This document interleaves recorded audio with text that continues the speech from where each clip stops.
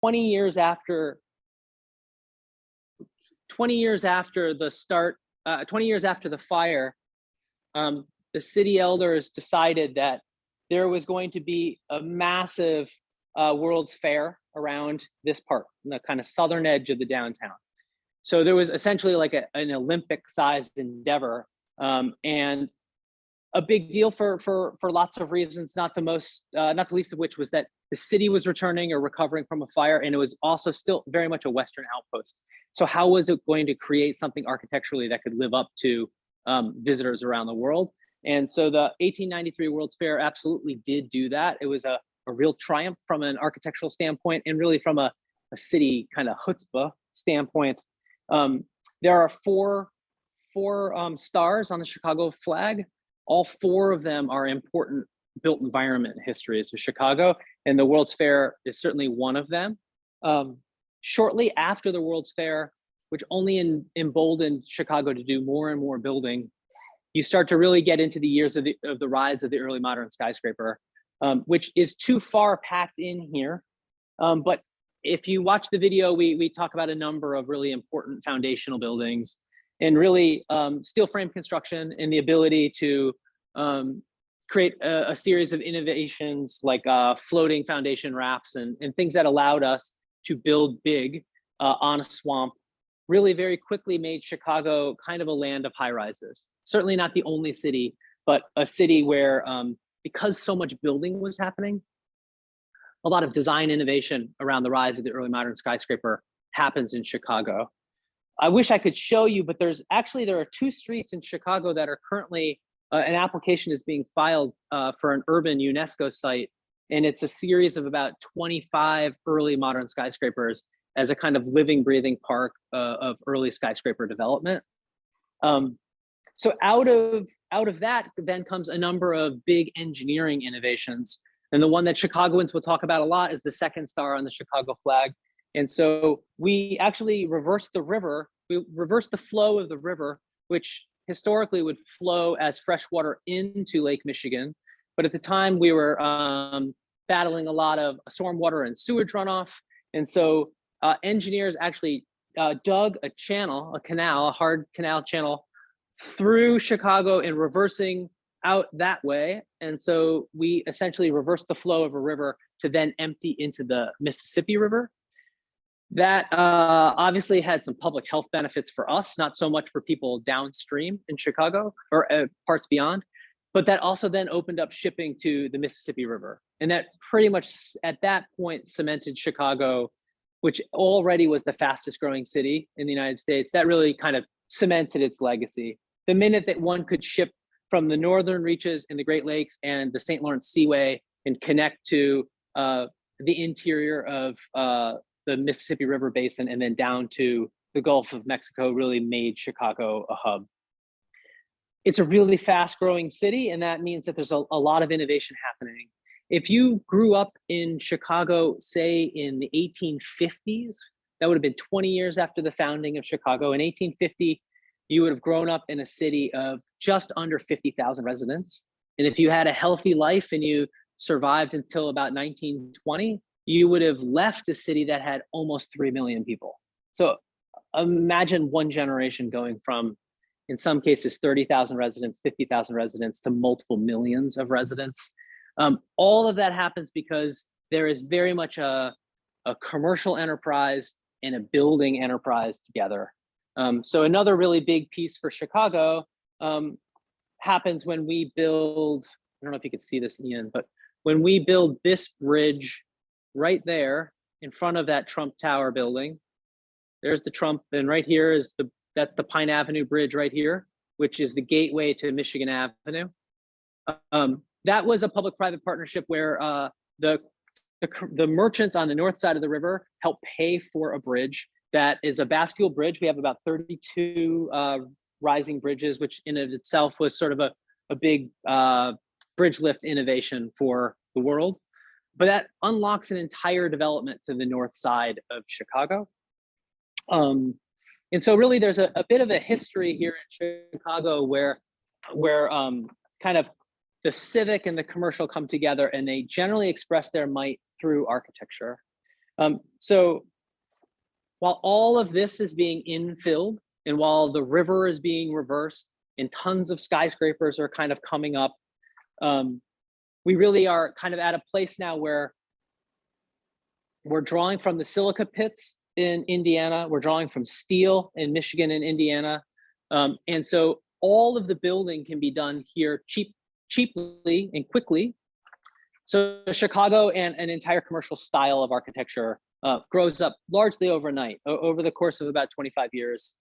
Most of what you see here is largely built out. Now, all of these largely are new buildings, but as a footprint, the city of Chicago was pretty much in this model done by about 1920 or so. In 1909 is sort of another great thing. So out of the World's Fair, it takes them about 2 decades for the Civic Committee, which is our kind of an economic club of elder statesmen in Chicago. They hire the architect of the fair, Daniel Burnham, to create a city plan. And the city plan in 1909 creates a whole bunch of parts of modern day Chicago. And it absolutely is the beginning of the modern grid that Chicago is built on. So another fundamental part would be the grid. It creates upper and lower drives that allow us to have both commercial streets and then service streets underneath Chicago. And a number of kind of advocates at the time were pushing for a healthier city. And so really what the grid ended up doing was helping the city transition from what was the city grew up as a series of annexations of church parishes. So we got a lot of land outside of this model relatively quickly. It took about 30 years for Chicago to grow to its current state. But those were all largely parishes. And with the institution of the grid, there's a period of activists that essentially transfer all city services, what we would call city services today, out of parishes and into a central government. And since it was such a fast-growing city and our tax coffers were growing, the patterning of Chicago on a grid is probably the fundamental feature of the city today. So on the grid, every 1.25 miles is a public school. Every 1.5 miles is a public park. Every 3/4 mile is a post office. So the entire idea of city services kind of grows out of the grid. We also had a number of important magnates at the time. So Sam Insull is one of the 4 or 5 people credited with more or less electrifying the United States. So the grid electrifies relatively quickly. But at every case, I think what you're finding is there's always a marriage of the business community and the civic backers, and they're always using architecture and big engineering to express what Chicago can become. If we leap ahead after the wars and we get into kind of like an urban renewal period, so the 1950s and 60s, the same thing kind of happens. There's a series of great architecture firms. The new Daniel Burnham is really Skidmore, Owings, and Merrill, and they are creating massive innovation as swaths of the city are getting carved out. And I don't know if you can quite see it from here, but the major expressway, right there, actually. Yeah, you're right on it, right? So the major expressway into and out of Chicago is right here. And it creates a forced removal of all sorts of lands in the outer lying neighborhoods. But at the same time that they're doing that, they're also building huge buildings at kind of renewal scale, like the Hancock Tower over here. And then maybe 10 years later, the Sears Tower. And so they're really kind of pushing the limits of what a super tall building can be. And all of that is happening as a kind of race to the top among Chicago architecture firms. And again, it's a series of firms who are getting all of the commercial commissions. It's SOM, it's CF Murphy, it's Mies van der Rohe and his legacy firms. And that pretty much takes us up to, we have to start a film, I think. We may have to leave in a second. Why don't I think it's going to get loud in a second. You sure? Good. So let's see. So by the mid 70s is really when we first start seeing the decline in the manufacturing base. And so while so many jobs in Chicago were physical jobs, dealing in the steel trade, and sort of other heavy industry, that starts to really reverse itself in the late 70s. And it's a slow death up until kind of the early 90s, mid 90s. And what we're left with now is a series of old manufacturing spaces that are up for reinvention. So in the 90s, the one that really grabbed a lot of people's attention was the build out here of Millennium Park. So this is the Art Institute, our major art building, our major art visual arts center is here. And at the time, it was the only building in the park. But again, civic elders and commercial interests came together to help put a deck park. One of the first major deck parks in the United States is here. Underneath Millennium Park entirely is the world's largest parking garage, underground parking garage. It actually extends this entire rate, all of South Grant Park, Mid Grant Park, and North. And so once again, we kind of use design with Millennium Park to become a major attractor for reinventing downtown life. And it sparks a massive building boom all around the perimeter. All around this perimeter becomes a huge showcase for residential architecture. And so there's an enormous building boom in the late 90s, really up until the pandemic. There's an enormous outgrowth of residential. This is the fastest growing neighborhood in Chicago over the last 20 years. It is very much skewing residential, and I think some of the underlying trends of the pandemic will probably continue that. And then when you're going to talk to Carol Ross Barney, she'll probably tell you a lot about the Riverwalk, which is another huge major public space. So the last sort of 20 years have been a lot of commercial and civic enterprises pushing for renewed public space. A lot of greening in the city becoming a big piece of things. And I think that more or less tells you, I think, the downtown story. One last thing I guess I'd like to say, maybe we'll show them over here. The outer lying neighborhoods,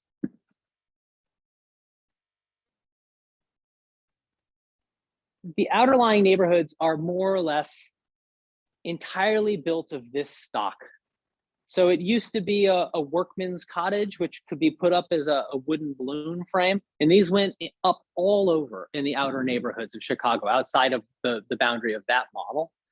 And then the next step up after the workman cottage was a 2-flat or a 3-flat graystone, with the idea often that an immigrant family would step up and live on one floor and rent another floor as a wealth building practice. Interestingly, in Chicago, the building code required steel infrastructure if it was a 4-flat or above, and that was extremely expensive, and that's why so many builders chose to only build 2 flats or 3 flats in Chicago. It would be cheaper to build 2 of these than to build, 1 4-flat. And so lots of Chicago's outer neighborhoods are workforce housing, essentially. The bungalow becomes kind of a replacement for that, a bit of an upgrade of a workman's cottage, and certainly allows for a more extended nuclear family inside of a bungalow. And then a series of bungalows are configured inside of a courtyard building. And there's lots of these in Chicago, and the courtyard building becomes a big kind of font of architectural innovation. A lot of people will think about, say, Frank Lloyd Wright when they think about housing in Chicago, but Frank Lloyd Wright was largely servicing the wealthiest of patrons. These are the building stock types that you would find if you were walking. If you get within, I would say there's about a 3-mile radius of the downtown, which is incredibly dense and walkable. You get outside of that 3-mile radius and you're going to start to find community after community filled with this kind of workforce housing, which is part of what makes Chicago relatively affordable as a major city, is that there's a lot of land and there's a lot of housing stock. But a lot of the architectural innovation is focused on the downtown, for sure, and some of the big engineering projects. I think that's what I would say, Rick. So what's interesting about Chicago is that along every time that there's a major crisis, every time there's a major opportunity or expansion, it generally is commercial interest using architects or big engineering to imagine a new future for Chicago. And that has been a steady drumbeat every 25 years or so. And Carol Ross Barney, who you're going to talk to, is really the next generation of that. And we certainly have some star architects in town, and they largely are building fancifully all around the world, not so much in Chicago. So the tallest buildings in the world, we can show you a few of those out in the other gallery, are generally designed by Chicago firms, but built, elsewhere, Middle East and Asia predominantly. That's about it. And I would encourage you to watch there's about an 8-minute film that we put together that, could work for a school age child, or could work for a visitor from out of town, or for an adult who's wanting to learn more about what is the history and sort of design legacy for Chicago. I think I'll take it for a minute. Let's see what they have to say. Rick? Yeah, that was great. Exactly what we wanted. I forgot to ask you if you minded if we recorded what you said, so I started about halfway through your. The video that you shared talks a lot about the architectural history as well, and I encourage people to watch it. I didn't want anyone to think that it was instead of today's session with you. What you presented not only anticipates some of the conversations we'll be having, as you said, with Carol Ross Barney about Riverwalk and maybe some of her other infrastructure projects for the transit system, but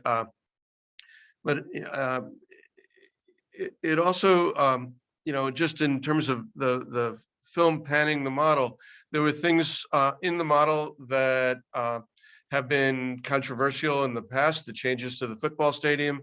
I sort of panned on the McCormick Convention Center, which is, if not the largest in the US, one of the largest, probably is still the largest. But we will be talking with WSP later on about the One Central development, which I believe is somewhere in that south part of town. Right about here. Yeah. And and just then it kind of putting the city in context, what I'd be fascinated to hear your take on is the difference between the north side and the south side, issues of demographics and ethnic and racial differences, economic, socioeconomic differences. Even baseball fans. I remember talking to Stanley Tigerman once about, my excitement about having gone to see a Chicago Cubs game for the first time in that glorious stadium. And he said, "Oh, I'm a White Sox fan," and that was partly because of where he lived, I think, more than anything else. But why was this? What was it? The rail yards that sort of made the south side less affluent, if that's the polite word? I'm just trying to get a sense of the city as a whole. Well, it's good questions. Chicago has flip-flopped in a lot of different ways. So in the early years, Chicago, the train tracks that serviced Chicago all came in from the south. And so train tracks crisscross the south, and they tend to be large gauge train tracks because of the time in which they were built. Can you hear me okay? Yeah, perfect. Okay. And so actually all of the wealth was concentrated on the south side of Chicago. So many of the legacy firms that you'll have heard of before, like Sears and Roebuck, those are south sides places. And there is a bit of a reversal because the bedroom communities that grow up in the post 1893 World's Fair. So the early 1900s is really where you start to see bedroom communities and cheap places to live on the north side being served by a hodgepodge of elevated trains, which is obviously a signature here is our elevated train track. But it wasn't until I think in 1947 is the first time that the Chicago Transit Authority actually took governance of all the independent small rail lines on the north side. Really what I think you're finding is the south side has all of the historic wealth and all of the historic kind of pride of Chicago. And as the manufacturing base starts to hollow out, the north side, which is much, much smaller, a footprint, much more dense, is ripe for reinvention, because you can make over a neighborhood much quicker when it's smaller, frankly. And it was really well served by city transit. And so the fortunes of Chicago really changed really in the kind of 1970s is really when you would have seen that big flip. And then of course, 1968 is when the race riots happened in Chicago. And that has, further sparked disinvestment and sort of whatever the historic kind of segregation in the city was certainly exacerbated in the late 60s. So that's really when Chicago developed a psychosis that said the South Side or the West Side is unsafe, do not go there. And that only sparked greater wealth and building boom in the small footprint of the North, almost like a scared footprint of people on the north side of Chicago. And that is in a sense the history. It's not the greatest legacy, and urban renewal has had a lot to do with further segregating Chicago and leaving that manufacturing base and those people behind. And now there's a lot, if you're going to speak with the city of Chicago, there's huge investment now happening to spark regeneration along the south and west side communities, a number of large renewal projects. Yeah, that helps a lot. One of the speakers in a lecture series that CBIPS is a nominal co-sponsor of, it's the Consortium for Sustainable Urbanization that been doing the series, had as a speaker last year Angela Tovar, who is originally from Chicago and had come to New York to work mostly in the South Bronx, and she talked about the neighborhood she grew up in the South Side.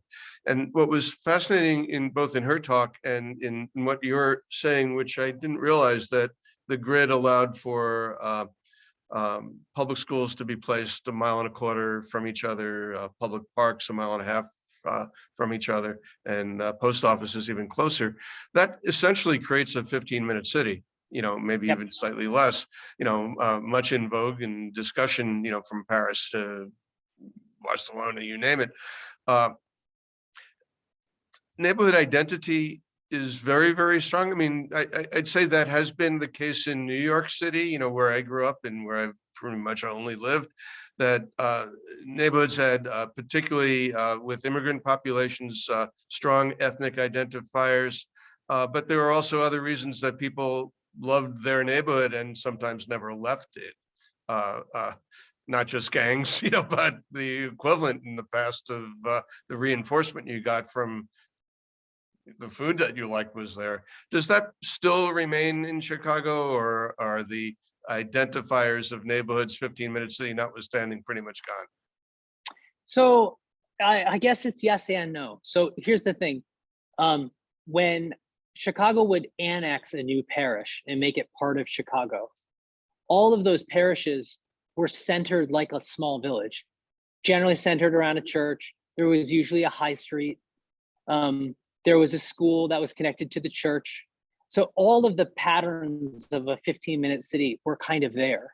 And that's part of why Chicago, when we call it kind of a city of neighborhoods, I don't even know if that's a positive or a negative. The reality is that throughout Chicago, you're going to find a repetition of the same type of neighborhood over and over and over again. Lots of small enclaves with a major church and a high street and all of the things that would make a 15-minute city. I think the breakdown of the church and the breakdown of manufacturing laboring has had a lot to do with almost forcing mobility in the city and uprooting a lot of people. So there are certainly some neighborhoods where the sense of identity is super great. I would say a town on the far south side like Beverly, or in the mid-south side like Bronzeville, or Hyde Park even, where there are important anchor institutions and people are absolutely identifying as from that neighborhood. A little bit so on the west side, like Lawndale is a really important neighborhood. But then it's almost like there's tons of other neighborhoods where there's no identity. There's so much vacant land on the south side that disinvestment becomes it, and or failed city projects around public housing and things. And so it's a mixed bag. There are pockets of great pride, but I think there's also a lot of anonymous neighborhoods. We did a proposal. When was it? 2015 was 50 wards. We did an exhibit in 2015 called 50 Designers, 50 Ideas, 50 Wards. There are 50 city precincts in Chicago. One of the overriding things we learned was that the great majority of neighborhoods in Chicago do not have a central gathering place. And it goes a long way toward making it difficult to identify with a place. And so then the neighborhoods that are thriving have a Washington Park or something that is so iconic and so a part of their place. So it's a mixed bag, I think. Yeah, good answer. By the way, it's just not just a conversation between you and me. If anyone in the Zoom wants to ask Woody a question, please jump in. And I can't see the chat because I'm on my phone. So somebody has to speak up. But the questions can be verbal. It doesn't have to be in the chat room. Chat room is empty, but there are most of the students are on the call with the video often. Lynn, I see you've raised your hand. Do you have a question for Woody? Turn your microphone on and your camera on if you want. There you are. Can you hear me? Yes. Yep. Yeah. Thank you for sharing with us this 3D model of Chicago and explaining the development of the city. And my question is there some efforts Chicago government made to deliver more affordable housing? Citywide? Yeah.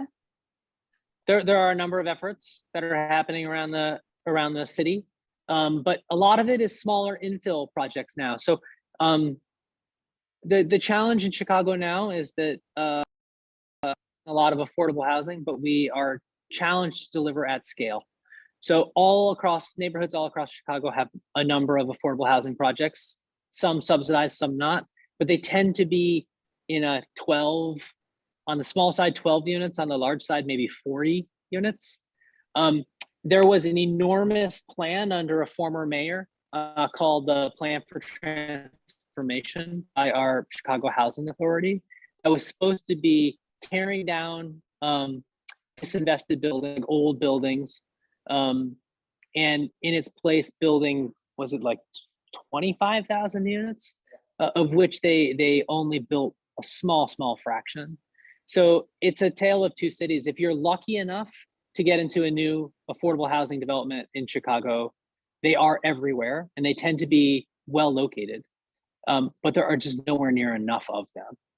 And so some of the stock that I showed you, those two flats or those courtyard buildings, those will be the next places, quite obviously, that the city is going to try to invest in existing structures.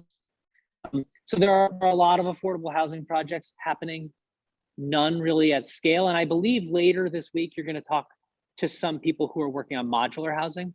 Yeah. There's a lot of hope at the city level that modular is a way to kind of lower that cost and also speed up the delivery. So it's a tale of two cities for us.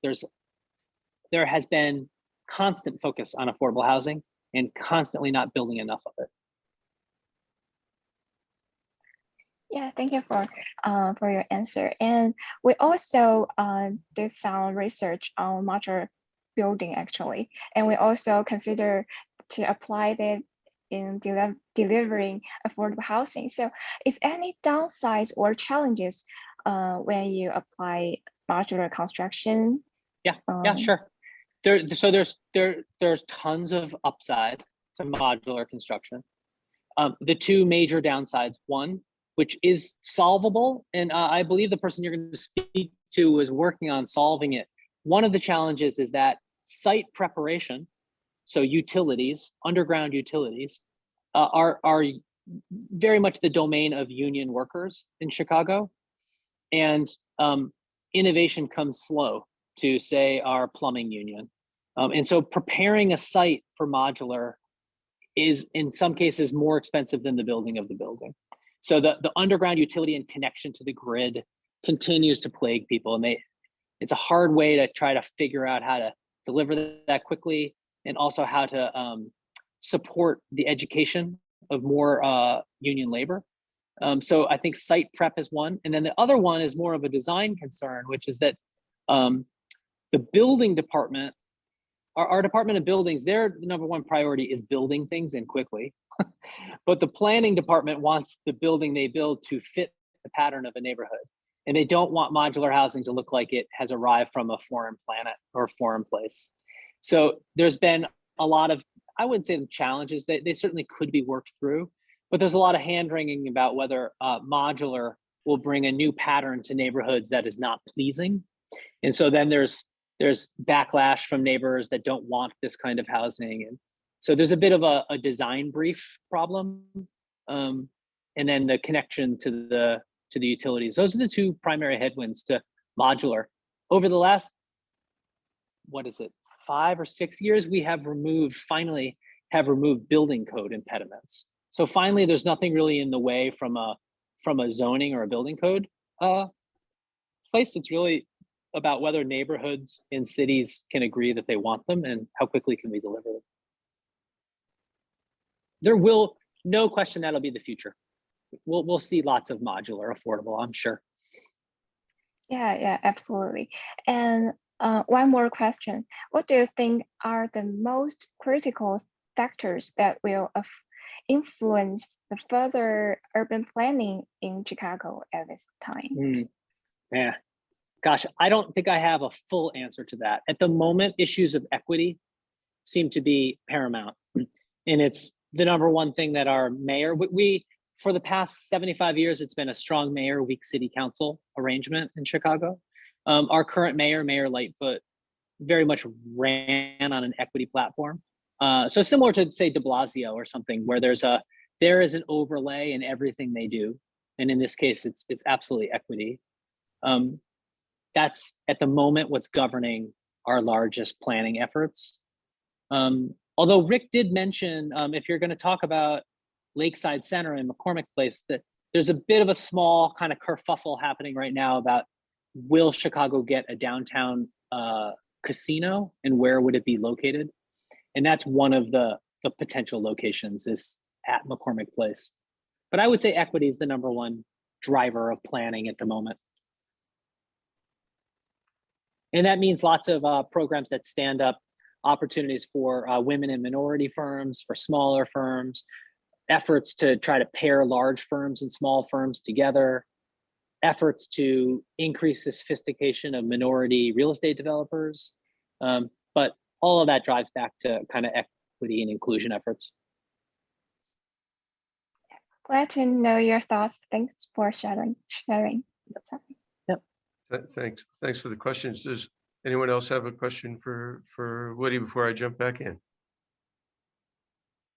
If not, I'd say over the last few mayors, maybe going back even to Mayor Daley, but Chicago has had a strong commitment to issues of sustainability. New York has learned a lot from how Chicago is in both creating parks, but also in creating standards and expectations. Is that continuing in your estimation, Woody, with the Lightfoot administration, or a little less so? Well, I could turn the recording off. I think the generous answer is yes. I mean, sustainability is clearly key. There's lots in the building code to support new green building and retrofit. Angela Tovar's department is nowhere near large enough, probably not ambitiously growing enough. I think Mayor Daley was more focused on it. Mayor Emanuel picked up that in terms of cleaning up the health of our river system. But I think it's interesting, because we were just talking about this last week, that the green roof experiment at City Hall under Mayor Daley was tremendously important and successful. And it really did spark a lot of awareness, not just in the design trade, but like really in the public. And so the next big step for us is to deal with water management. And we have not had a mayor with a interesting pilot or demonstration project around water management, which admittedly maybe is a little less sexy than a roof garden, but there needs to be one because water management is one of the two major kind of climate challenges for us. But then, in fairness to our mayor, the last few years have been such tumult in terms of public safety, in terms of COVID, in terms of equity issues, police brutality issues, that really the built environment, in Chicago's history, built environment innovations generally come at placid times, not so much in times of strife. And that just must be the political calculus, I think. We've been joined by my colleague, Feniaski Peñamora, with whom I also used to work in the city. Thank you very much, Professor Peñamora, for joining us. I know you had a conflict with board meeting this morning. Thank you. I don't know if you have a question for Woody right now, but I did want to follow up, Woody, on what you were just saying and previously as well about the pandemic. You said that development had been pretty strong for quite a number of years, maybe even through the global economic meltdown up until the pandemic. We'll be having Gia Biaggi as our closer, bracketing the 8 other speakers, and she'll talk about, the equivalent of the Open Streets program and how, public spaces have changed in response to the pandemic. But you were talking a lot about commercial development. We'll also be talking with Studio Gang about St. Regis Tower. What has slowed down? How has office use changed? Are there differences with more people working at home in terms of projects stalled or postponed in some way?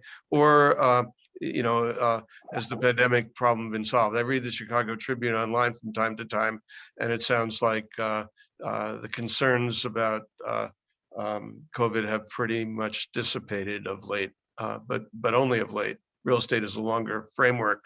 What's happening around the loop? A little bit of all of that. So I think pandemic health concerns are easing. Still tremendous vacancy in the downtown core. I think it's about 18% is what the vacancy rate is among commercial buildings. A slowing down of building or retrofitting of towers to residential, but still going. Slowing down of project starts, but still going. I wouldn't want to quote Gia. I know that the Metro, which is our suburban rail, on a good day is operating at about 50% capacity. I think the CTA is probably coming back relatively quicker than they thought, but still probably lower. My estimate is it's got to be between 50 and 70% of capacity right now. So a significant ridership loss. And I think a lot of that is probably work from home. Chicago is still muddling through expectations. There doesn't seem to be a strong commercial will to bring people back right now. There's no public campaign for bringing people back downtown to the office. That might happen in the future. So Chicago is not all guns blazing, but it also has, we were also at a time where bringing the downtown are 8 mega developments, 8 Hudson Yards projects are around the downtown core. Mm-hmm. And all of them are seeking the big kind of anchor tenant commitment to get going. And I have to think that the pandemic has been a challenge on that front. Yeah. Rick, I have a question to follow. Is that okay? Sure. Again, thank you, Woody, for joining us and talking to us. We really appreciate it. And I apologize, as Rick mentioned, I had a conflict with the board. But I just heard your last comment, and particularly the water management. I was having a conversation with some colleagues down in the West, and there, the regulations for water management is really kind of strict. And one of the things that I learned is that rainwater capture is actually illegal in some jurisdiction, because that water belongs to somebody that is down the line of the aquifer. And I was a little bit surprised, because we talk a lot at least in your city, of water retention in order to avoid the, overloading the CSO. And since I was like illuminated during that conversation, what are the rules in Chicago in terms of, like, you're talking about water management, water retention, water capture, and how, like you're talking about now, 8 Hudson yards in Chicago? That's very impressive. Are there anything that those developers are doing for water management, and how does that affect the ecology there? I don't think I'm that well prepared to answer that question. I don't know from a legal standpoint. I would say that there's certainly a lot of emphasis on slowing rainwater capture into our deep tunnel. So anything we can do in terms of permeable pavement or bioswales and the like is very much promoted by the city. Okay. But in terms of, we still have sewer and gray water mixing.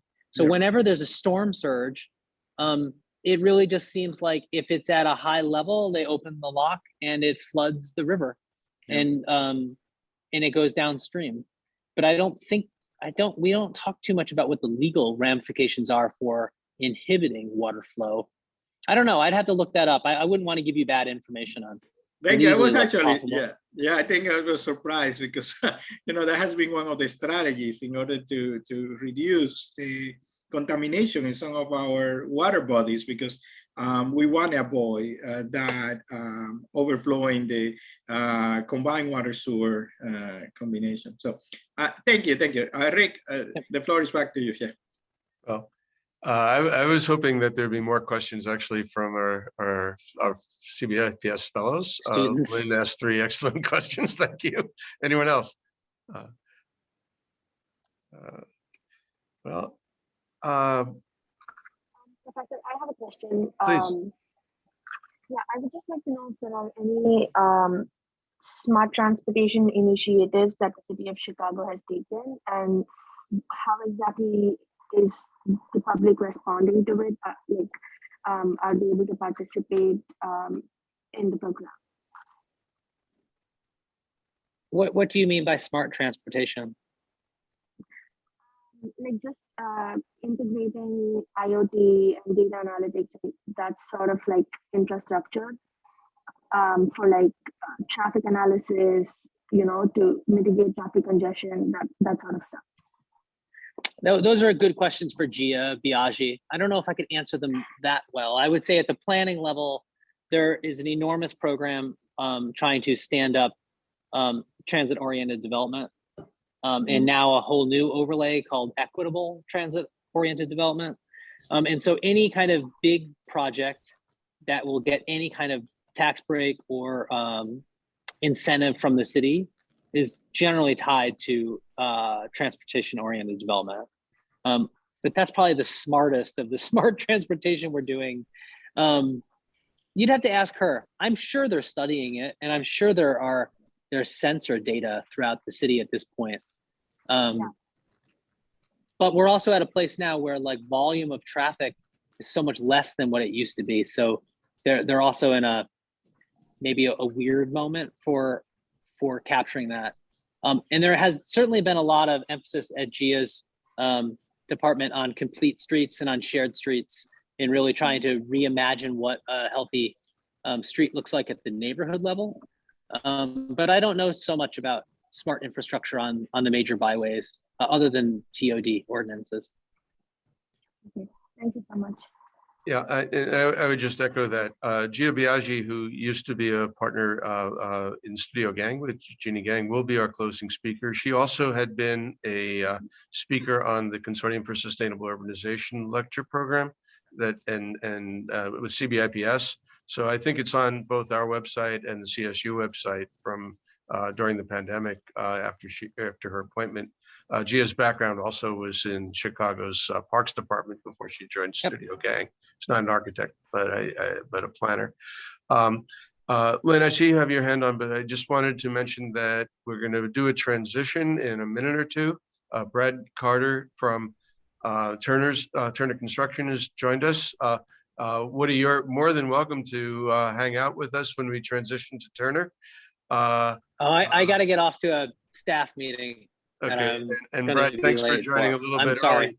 But Lynn, your hand is up. I see. I don't know if that's from before, or if you have another question, Yeah. Hi, Udi. I have one more question. please. Sure. Since COVID-19 has changed the way we think about transportation. For example, people tend to walk or ride bikes instead of taking public transportation. So some cities intentionally add more bike lanes. So I'm curious if there are similar changes happened in Chicago. There, Ian, more bike lanes being targeted, yes, since COVID. This would be a good question for Gia. I believe that there is a growth plan. They certainly have pushed that. Yeah. So a couple of things. The current target, I think, is 200 new miles of bike lanes in Chicago as hard infrastructure. And they have ramped up the priority. So they're trying to get through 30 or 40 of those miles in the next couple of years. So in other words, it's rising on the priority list, and they're realizing that bike infrastructure is a now need, and that the opportunity to transfer people out of cars and into bikes is now.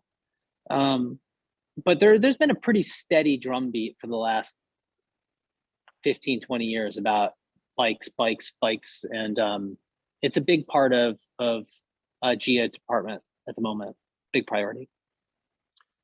Well, Woody, I can't thank you enough. I think the variety of questions that you've fielded, as well as the overview, the comprehensiveness of the introduction is exactly what we were expecting and hoping for. It's a kickoff. Always hard because as we go deeper into the specifics of both projects and what different firms, including Turner, are building, we'll have other questions. But this anticipating what those are, including those that are transportation based, has been amazing. Thank you. Give my regards to others I know in your shop. And You got it. And without further ado, I'm going to do Brad. Thank you, Woody. Thank you, Woody, for joining us. Thank you. I'm going to log off. Okay. Thanks, Rick. Thank you, Woody. Thank you too, Ian. Good luck, everyone.